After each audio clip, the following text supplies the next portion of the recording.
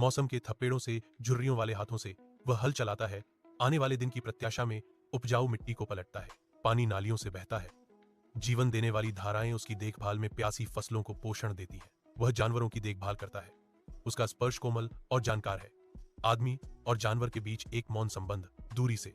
उसका बेटा देखता है। जिज्ञासा और आलस्य का मिश्रण उसके युवा चेहरे पर अंकित है। उगते सूरज की लंबी छायाएं पड़ती हैं, जो खेत में हो रहे पीढ़ीगत विभाजन की मूक गवाह है।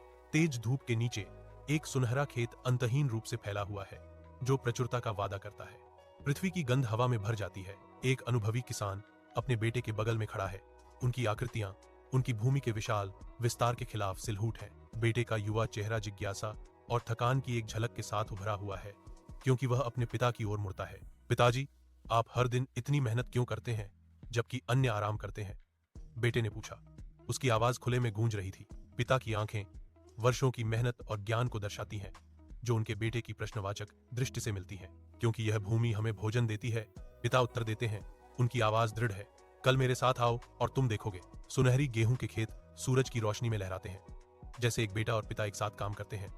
विशाल परिदृश्य के खिलाफ उनके आंकड़े छोटे हैं। बेटा बाल्टी उठाता है, बीज बोता है और गायों को चारा देता है। उसकी हरकतें सटीक लेकिन थकी हुई हैं। उसकी भौहों पर पसीना चमक रहा है, जो तपती धूप में उसके अथक परिश्रम का प्रमाण है। पिता की आवाज खेतों में गूंजती है।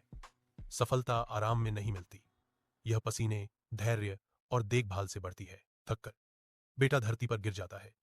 जैसे ही उसे एहसास होता है कि वह अपनी मेहनत का फल पा रहा है, उसे सब समझ में आ जाता है।